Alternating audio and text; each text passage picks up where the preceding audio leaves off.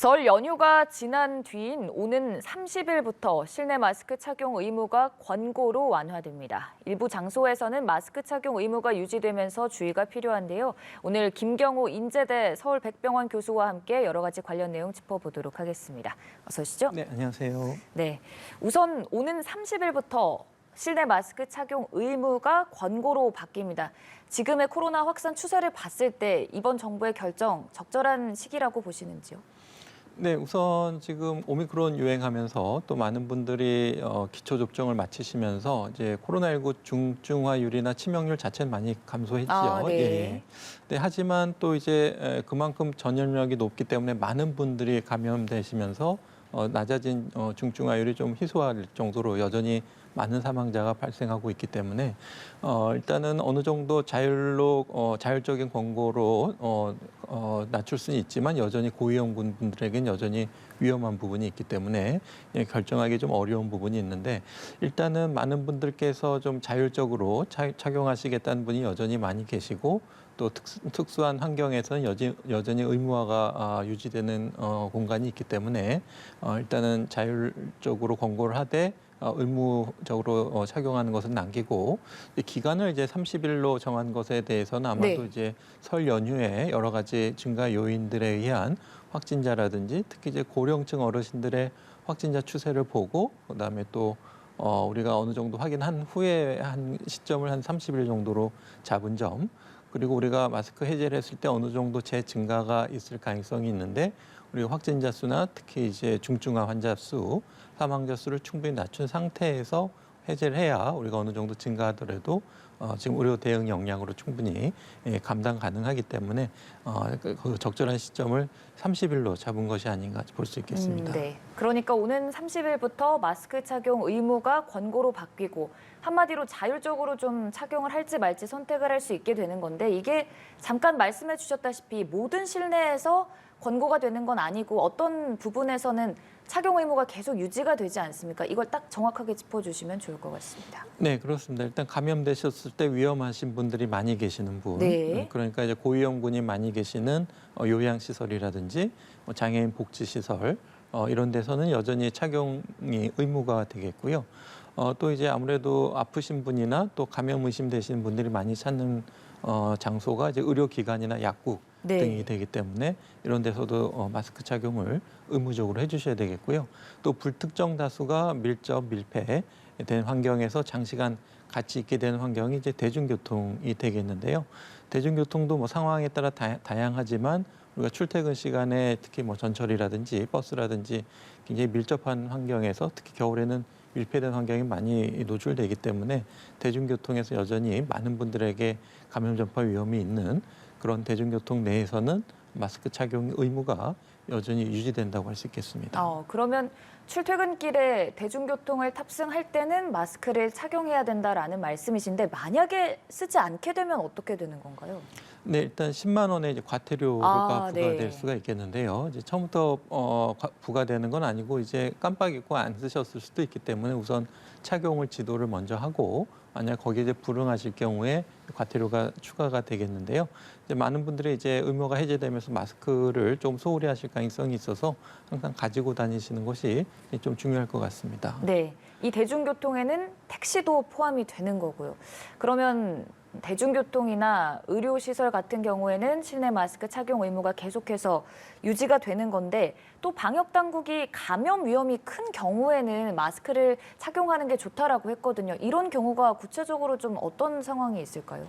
네, 우선 이제 본인이 감염 의심이 될 때, 그러니까 네. 열이 나고 기침이 나고, 물론 이제 자가 검사를 해보시겠지만은 또 위음성이 나올 수도 있기 때문에 일단 그러신 경우에 본인이 잘 써주셔야 다른 분이 감염이 되지가 않겠고 또 무증상 감염도 있었을 수가 있으니까 확진자가 접촉하고 나서는 한 2주일 정도는 마스크를 좀 잘 착용해 주시는 것이 좋겠고요. 또 한 가지 이제 고위험군 분들 스스로 이제 착용하시거나 아니면 다른 분들이 고위험군 분들 만나실 때도 마스크를 착용해 주시는 것이 필요하겠고요. 또 이제 불특정 다수가 다 함께 밀접된 3mm 환경에 놓이는 환경, 거기서도 의무는 아니지만 가급적 착용해 주시는 것이 좋겠고 또 그런 환경에서 다수가 또 이제 큰 소리로 대화를 한다던가 비말이 많이 생성되는 환경에서 역시 마스크 착용이 이제 권고가 되겠습니다. 네, 아직까지는 완전히 안심하고 마스크를 벗기보다는 좀 관련 증상이 있거나 사람들이 많은 공간에 갈 때는 마스크를 착용하는 게 좋다는 말씀이신 것 같은데 사실 30일부터 일부 실내 마스크 착용 의무 조치를 권고로 바꾸다 보면은 사람들이 생각하기에 이제 좀 벗어도 되지 않나 이런 생각이 있을 수도 있을 것 같거든요. 좀 경각심을 아직은 가져야 되는 단계인가요? 네, 그렇습니다. 여전히 이제 많은 확진자분들이 나오고 계시고 우리가 이제 잘 알지 못하는 부분이 여전히 있는데요. 그것이 이제 재감염자가 계속 증가하고 있고 네. 한번 걸리셨던 분들이 한번 걸리셨던 분들이 어느 정도 면역이 생겨서 덜 걸리시는 부분도 있지만 또 재감염됐을 때 오히려 합병증 위험이 또 높아지는 부분도 있기 때문에 재감염에 대해서는 우리가 조금 더 연구 조사가 필요할 것 같고요. 또 항체 조사율을 했더니 여전히 이제 미진단의 확진자들이 여전히 많기 때문에 그런 분들에 의한 감염 전파 위험성도 있고 그렇기 때문에 일단 마스크의 어떤 과학적인 방역 수단은 이미 입증된 부분이기 때문에 네. 효과적으로 전파를 줄여주고 또 노출된다고 하더라도 바이러스 양을 굉장히 적게 해주는 효과가 있기 때문에 걸리더라도 중증화율을 낮출 가능성이 높기 때문에 여전히 마스크를 잘 착용해 주시는 것이 좋은데 사실은 마스크는 이제 감염을 전파시키는 것도 차단해주고 또 감염이 되는 것도 차단시켜주는 효과가 있기 때문에 서로 이제 같이 써주셔야지 효과가 더 클 수가 있겠는데 그런 부분에서는 이제 자율로 권고된다고 하더라도 전파 위험이 높은 환경에서는 또 어떤 상대방에 대한 배려일 수도 있기 때문에 가급적이면 착용을 해주시는 것이 좋을 것 같습니다. 네, 착용 해제가 아니라 권고로 바뀌어서 자율적으로 좀 선택할 수 있도록 하는 거니 아직까지는 좀 마스크 착용에 대한 필요성을 시사해 주시는 것 같고 일단 30일부터 이렇게 일부 실내 마스크 착용 의무가 권고로 바뀌면서 이제 남은 건 코로나19 확진자의 경우 7일 격리 조치 이 부분밖에 없는 것 같습니다. 사실 격리 조치에 대해서도 국가적으로 이 부분까지 해제하는 나라들도 나오는 상황인데 이거는 계속 유지해야 된다고 보시는 거세요? 일단 두 가지 측면이 있을 것 같습니다. 네. 하나는 이제 확진되신 분의 어떤 활동을 제한하는 부분도 있지만 또 한편으로는 어떤 아프면 쉬실 수 있도록 할 수 있는 그런 조치가 되고 또 소득이 낮으신 분들 같은 경우에는 또 지원을 할 수 있는 또 근거 조치가 될 수가 있기 때문에 아프면 쉴 수 있는 것이 조금 더 그런 문화나 제도적으로 좀 정착되는 데까지 좀 시간이 필요할 것 같고요. 또 한 가지는 이제 의학적으로 봤을 때 감염 전파 위험이 어느 정도 있을 것인가.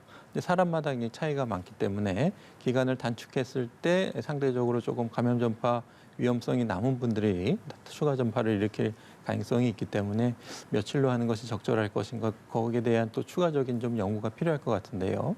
그러니까 예를 들면 예방 접종을 맞으신 분 같은 경우에 확진되신 경우에는 이분들이 바이러스를 전파하는 양이나 기간이 짧다면은 그분들은 격리 날짜를 좀 줄인다든지 또 아니면 재감염되셨던 분들은 또 바이러스 전파량이 적다든지 뭐 그런 근거 자료를 통해서 격리 날짜를 좀 줄인다든지 아니면 선택적으로 적용하는 그런 추가적인 조치는 좀 필요할 것 같습니다. 네, 아직까지는 연구가 좀 필요한 부분이라고 말씀을 해주셨고 일단 실내 마스크 착용 의무가 권고로 바뀌고 예외되는 그 장소의 경우에는 의료기관이나 뭐 대중교통 등을 앞서서 짚어주셨는데 그러면 이 부분들까지도 다 실내 마스크 착용 의무가 권고로 바뀌거나 해제되는 시점은 언제쯤은 돼야 될 거라고 예상하세요?